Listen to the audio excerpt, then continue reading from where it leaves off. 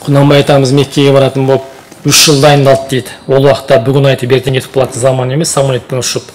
Жаңағы ат аяғы жететін жердегі барып, туған туыс, ағайындарға барып, артық киім болса кеш, осындай да осындай деп батасын алып, мешіттеріне барып, Құран оқып, дұғаларын алып, баталарын алып, кешірімдерін алып, аманаттарын алып шықты дейді.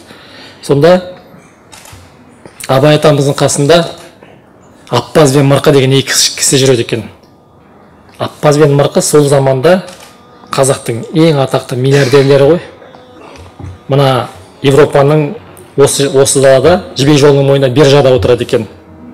Европадан шыққан жаңағы барлық тауарларды Қытайға, Қытайдан шыққан тауарларды Қырым мен Европаға жіберіп, осы ортада отырады екен, биржаға қарап Аппаз бен Мырқы.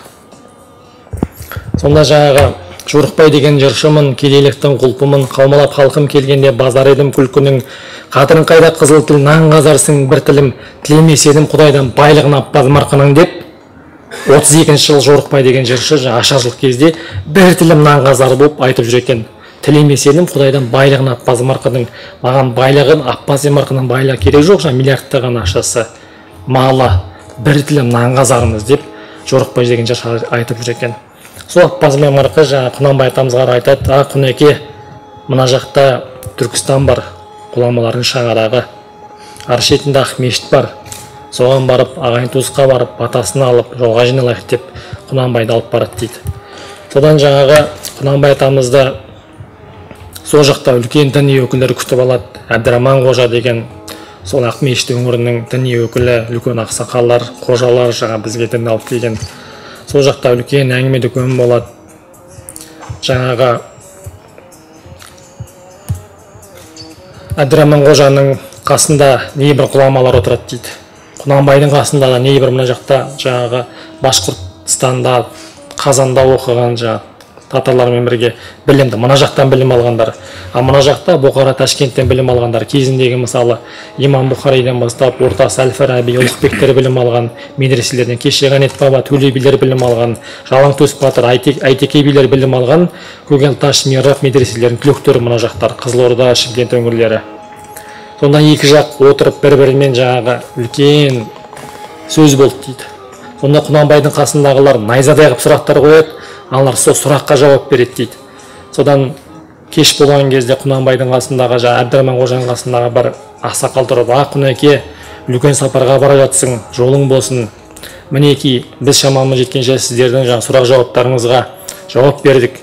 Егер де бұған қанағаттанбасаңыз, мына жерде Қалжан деген атақты бір жігітіміз бар, өте білімді. Жаңа ғана медресені бітіріп келді, соған барсаңыздар болады деп жол көрсетті дейді. Құнанбай жігіттерімен келесі Қалжанның ауылына барды дейді. Сонда Қалжан деген кісі медресені жаңа бітіріп келген, математикадан 2 кітап жазған адам екен. Бойы ұзын, өте әдемі, әппақ киініп алған, сондай бір сұлу жігіт еді дейді. Құнанбай атамызды күтіп алып, қонақ қылып сонда тек қана діни сұрақтар болды дейді араларында. Шариғаттан, өзіміздің. Сонда қандай сұрақ қояды, сондай жауап алады. Қандай сұрақ қояды, сондай жауап алады дейді. Сонда Құнанбай атамыз бір көрін қысып, таңнан кешке дейін қарап отырды дейді. Бір кезде кететін кезде Құнанбай айтты: шырақтарым, рахмет сендерге. Жол алыс, біз жолға шығайық. Бата беріңдер, біз тұрайық. Батаны шырағым Қалжан ақын сен бересің деп айтты Қалжанға. Батаны сен бересің, менің сүйегім Мекке Мединеде қалсын деп бересің деген екен Құнанбай атамыз. Сонда бағанан бері бүткіл сұраққа жауап беріп отырған ғалам жігіт Қалжан ұмтылып барып іркілді дейді. Батаға жүрмейді ғой, өл деген жүрмейді ғой. Жаңағы менің сүйегім Мекке Мединеде қалсын деп бересің деп. Сендер бағанан бері қаншама жаңағы шариғаттан ілім айтып отырсың. Мекке Мединеге барып адам өлсе жәннатқа кіреді деп отырсың. Ал мен кірейін жәннатқа. Бата бер деп отыр ғой жаңа. А батаға өл деген жүрмейді. Сонда бағанағы жас жігіт, өте білімді жігіт ұмтылып барып іркілді дейді. Сонда қасында Бозжан деген ағаш жүреді екен, Қалжанның қасында, туған ағасы. Шырақтарым, бұған кідіріп болмас, бұл батаны мен берейін, иләхи амин деп айтты дейді. Ер тілегі болса қалсын, ел тілегі болса келсін, әумин Аллаху акбар деп айтты дейді. Ер тілегі болса қалсын, ердің тілегі болса, Құнанбай өз басы үшін жәннат тілеп, өз басы үшін тілесе қалсын, сояқта өлсін. Ал егер елдің тілегі болса, келсін да еліне абай тәрбиелесін, шәкәрім тәрбиелесін, басқа қоғам тәрбиелесін, ел үшін келсін деп отыр. Қараңыздаршы, қандай керемет.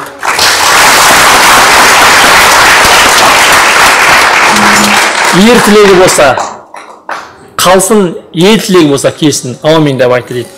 Құнанбай разы болып, батасымен барға жігіттермен шығып, аттарына мініп жаңағы кетті дейді.